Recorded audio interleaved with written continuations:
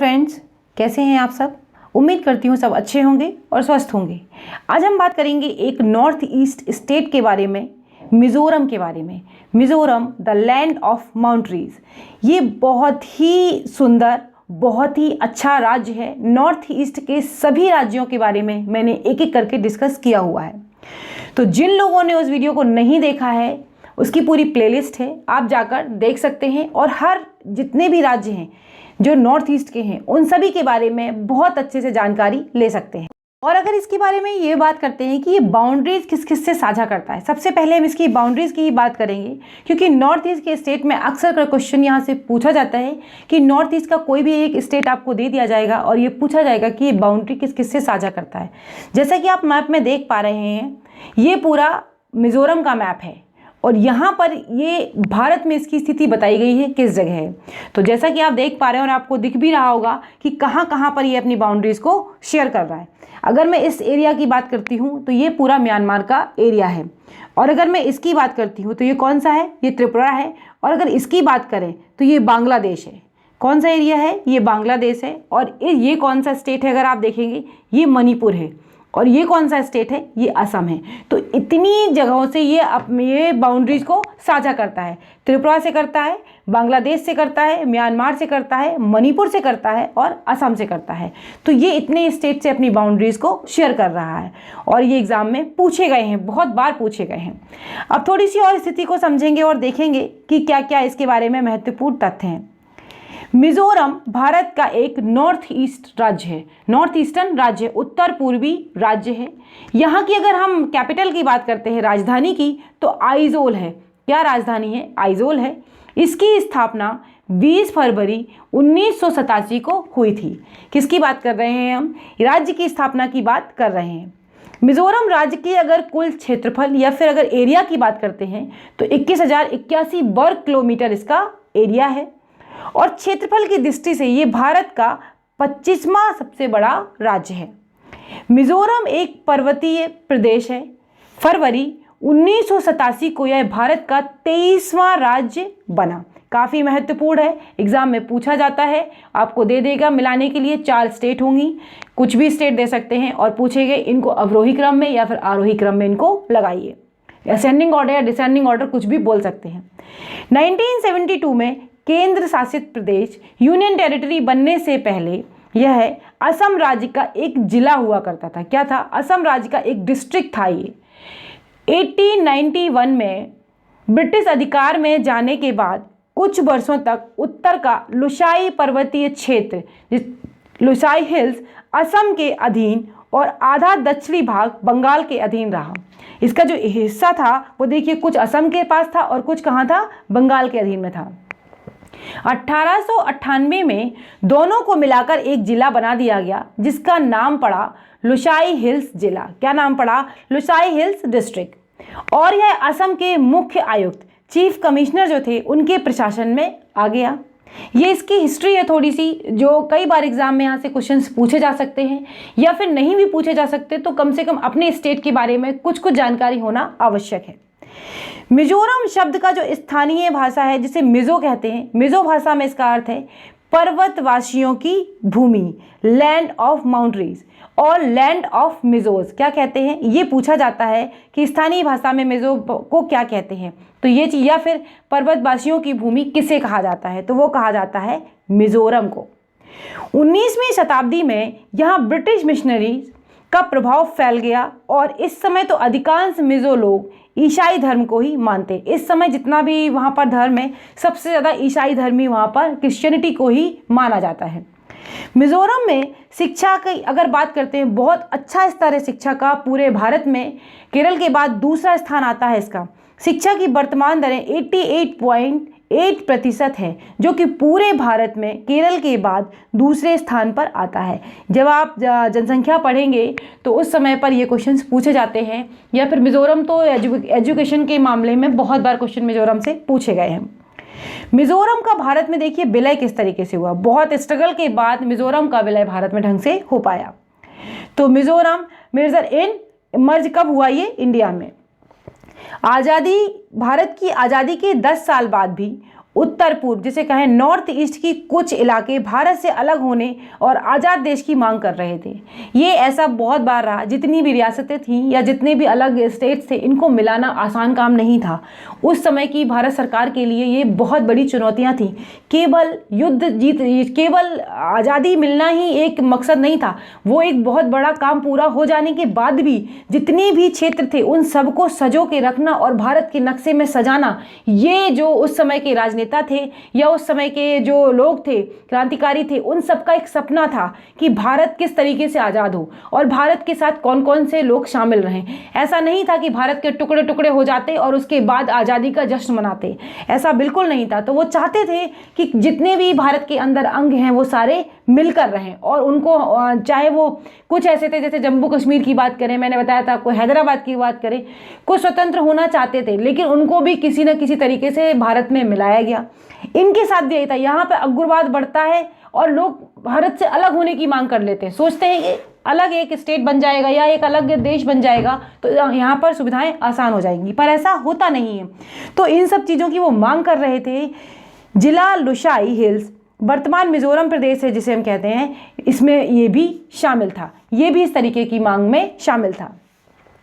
वर्ष अगर बात करें 1958 से लेकर 1960 के बीच आए अकाल के दौरान मिजोरम के हालात बद से बदतर होते चले गए। जब अकाल की सिचुएशन आएगी, अकाल आएगा तो जाहिर सी बात है कि सिचुएशन बहुत ज़्यादा खराब होती चली जाएगी।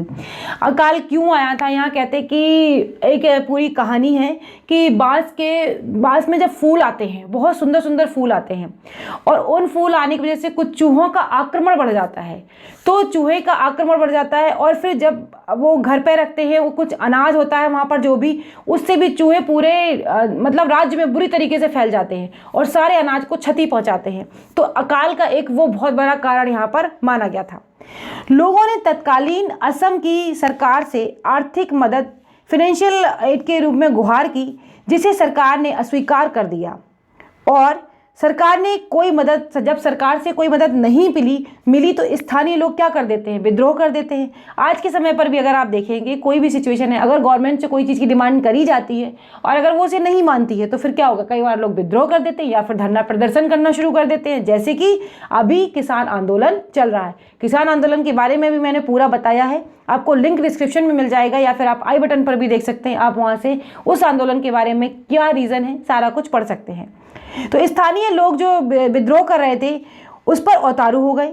मिजो नेशनल फेमाइन फ्रंट जो आज के नाम के जो संगठन है, पूरे विद्रोह की ये क्या कर रहा था, अगुवाई कर रहा था। इसके ही अगुवाई में ये काम हो रहा था, जो कि बाद में आगे चलकर मिजोरम की एक राजनीतिक पार्टी मिजो नेशनल फ्रंट के रूप में सामने आई। मिजोरम में फैले अकाल के दौरान ही असम में एक और विवाद चल रहा था। दूसरा विवाद क्या था, ये मानवीय था, वो प्राकृतिक था, ये मानवीय है। ये विवाद असम में शामिल कुछ सांस्कृतिक जैसे कल्चर और भाषाई आधार पर जो रूप में अलग पहचान रखने वाले इलाके थे और इन इलाकों में उत्तर पूर्वी मिजोरम, नॉर्थ ईस्टर्न मिजोरम भी शामिल था। 1960 में पूरे राज्य में असमी भाषा विधेयक, असम लैंग्वेज बिल को लागू करने की मांग हो रही थी। अब इसका मतलब ये था कि अगर ये विधेयक पास हो जाता है तो उस समय पर क्या था, जो लोग असम में शामिल थे, अब वो इलाके में पूरे हर राज्य में अगर वही भाषा बना दी जाएगी, असमी भाषा को स्टेट लैंग्वेज बना दिया जाएगा, तो ये लोग उसका क्या कर रहे थे, विरोध कर रहे थे। अब गैर असमी समुदाय के लोग जो थे उनको बिल्कुल भी इस बात को मानने को वो तैयार नहीं थे, जो नॉन असम लोग थे। इस विधेयक के कारण मिजो फ्रंट में अब स्थानीय लोगों ने और बढ़ चढ़कर हिस्सा लेना शुरू किया, जिससे ये विद्रोह न सिर्फ वायलेंट ही रहा, बल्कि धीरे धीरे क्या करने लगा, टेररिज्म की तरफ बढ़ने लगा, आतंकवाद की तरफ बढ़ने लगा और इसका ही रूप इसने धारण करने लगा। 1960 के दशक में मिजो फ्रंट ने चीन और पाकिस्तान जैसे देशों से भी भारत के खिलाफ मदद मांगी। आपको पता है, ये अगर सही लैंग्वेज में कहूँ तो ये दोनों देश हमारे क्या हैं, दुश्मन देश ही हैं एक तरीके से। चीन हमेशा अपनी विस्तारवादी नीतियों को आगे बढ़ाता है और पाकिस्तान हमेशा सीज़फायर और हमेशा आतंकवाद को ही प्रमोट करता है भारत के लिए। हमेशा भारत में आतंकवादी बढ़ावा देता रहता है। तो इन जैसे देशों से मदद मांगी तो पाकिस्तान ने क्या करा, पाकिस्तान ने इसको गोला बारूद और ये सारी चीज़ें मुहैया कराना भी शुरू कर दी, क्योंकि भारत क्या था उस समय पर, उत्तर पूर्व मिजोरम में जब ये सब कुछ चल रहा था तो उसी दौरान भारत अपने दो पड़ोसी मुल्क पाकिस्तान और चीन के साथ, क्योंकि 1960 के लगभग की बात है और 1962 के युद्ध जो चीन का युद्ध हुआ था उसके समय की बात है, तो दोनों मुल्कों से बेचारा उलझा हुआ था भारत पाकिस्तान और चीन के साथ।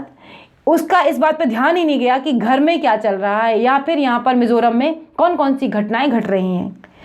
अब जिसके कारण उसका ध्यान इस ओर नहीं गया तो शुरुआती वक्त में भारत सरकार की ओर से जब कोई कार्रवाई नहीं करेगी, विशेष कार्रवाई, तो मिजो फ्रंट ने जल्द ही क्या किया, पूरा एक हिंसक रूप ले लिया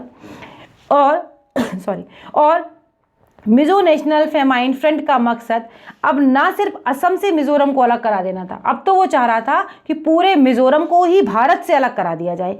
मतलब हर बात में क्या होता है, वहाँ जहाँ पर दूर दराज के इलाके हैं या जो चीज़ें हैं, आतंकवाद को इतना ज़्यादा बढ़ावा मिल जाता है, वहाँ पर वो बाकी जनता से कटे हुए होते हैं, तो अब वो चाहते थे कि भारत से भी बिल्कुल अलग करा दिया जाए और भारत से ही इसकी आज़ाद कराना चाहते थे। इसका जो मिजो फ्रंट के अगवा जो लाल डेंगा ने इसके लिए एक गुप्त योजना बनाई और इसका नाम था ऑपरेशन जेरिचो। क्या नाम रखा इसका, ऑपरेशन जेरिचो। और इसका मकसद ये था कि 1 मार्च 1966 तक ऐसा करें कि मिजोरम को अपने कब्जे में लेकर स्वतंत्र राष्ट्र, इंडिपेंडेंट नेशन घोषित कर दिया जाए। और फिर हुआ भी यही। 28 फरवरी की आधी रात को लाल डेंगा के नेतृत्व वाली मिजो फ्रंट आइजोल पहुंची और पूरे आइजोल शहर को घेराव कर लिया और बहुत सारे लोगों को संपर्क बाधित कर दिया सबका। और इसके बाद मदद के लिए बचा एकमात्र रास्ता सिलचर सड़क थी, जो मिजो फ्रंट ने क्षतिग्रस्त कर दी थी इसे भी। अब वहाँ की जो स्थानीय पुलिस और असम राइफल्स को भी इन इलाकों से दूर हटना पड़ा था, क्योंकि जब उग्रवाद बहुत ज़्यादा बढ़ता है तो कोई ना कोई पीछे भी हटता है, तो असम राइफल्स को भी पीछे हटना पड़ा। आखिरकार हुआ क्या कि 1 मार्च 1966 को जो एनएफ नेता थे जो लाल डेंगा, इन्होंने अपने मंसूबों में कामयाबी पाई और मिजोरम को भारत से एक अलग राष्ट्र की घोषणा कर दी। अब भारत के कान चौके, मतलब जो अब वहाँ पर जो बिजी थे युद्ध में वो चीज़ें ध्यान दी। अब भारत को लगा कि ये तो बहुत ज़्यादा और बहुत बुरी तरीके से हिंसा फैल गई। जब ये यहाँ पर मिजोरम को घोषित किया, उसी समय पर क्या हुआ, पूरे देश में बहुत ज़्यादा पूरे राज्य में वहाँ पर बहुत ज़्यादा हिंसा फैल गई, पूरे शहर में आइजोल में। और मिजोरम लोगों को बहुत ज़्यादा, जो गैर मिजोरम के जो लोग थे उनको मारा बहुत गया, उनकी दुकानें भी जलाई गई और उनके घरों में आग लगा दी गई, घेराव किया गया, इस तरीके से किया। और ये काम सिर्फ आइजोल में अकेला ही नहीं हुआ, ये पूरे मिजोरम के कई अन्य इलाकों में भी इसके कहने पर हुआ। तो मिजोरम के आज़ाद देश घोषित हो जाने के बाद भारत सरकार ने तत्काल प्रभाव से कार्रवाई के आदेश दिए। भाई था तो ये भारत का ही हिस्सा। अब मिजो फ्रंट ने क्या किया, भारत सरकार की ओर से जो हेलीकॉप्टर भेजे गए थे उनको भी क्षतिग्रस्त कर दिया। तो फिर भारत सरकार ने दूसरा कदम लिया। अब मजबूरन होकर भारत सरकार की स्थिति में काबू पाने के लिए उसने हवाई फायरिंग करनी पड़ी और उसके बाद कहीं जाकर ये आतंकवाद पर जो था कुछ नियंत्रण मिल सका। मिजो फ्रंट पर सेना द्वारा काबू पा लेने के बाद 1967 में भारत सरकार ने ग्रुपिंग पॉलिसी चलाई। उसके बाद आतंकवादियों की स्थिति का सफाया किया गया और स्थिति 1968 तक आते आते इनकी हालात बहुत ज़्यादा गंभीर हो गए, जिसके बाद विद्रोहियों ने सरेंडर कर दिया। सरेंडर करने के बाद बोले कि ठीक है, आम लोगों के साथ रहने की उन्होंने अपनी इच्छा जताई।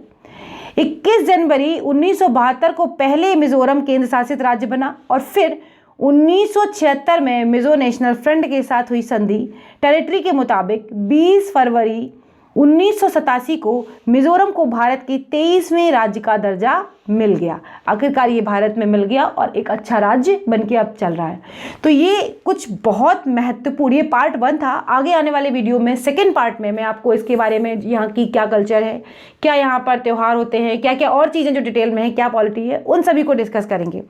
तो वीडियो ज़रूर देखें, दूसरा पार्ट भी। और ये वीडियो आपको कैसा लगा है, कैसा लगा आपको मिजोरम के बारे में जानकर, प्लीज़ वीडियो के कमेंट में अवश्य बताएं और इसमें कोई और सुधार की आवश्यकता है तो वो भी बताएं। वीडियो अच्छा लगा है तो लाइक कर देना, शेयर कर देना।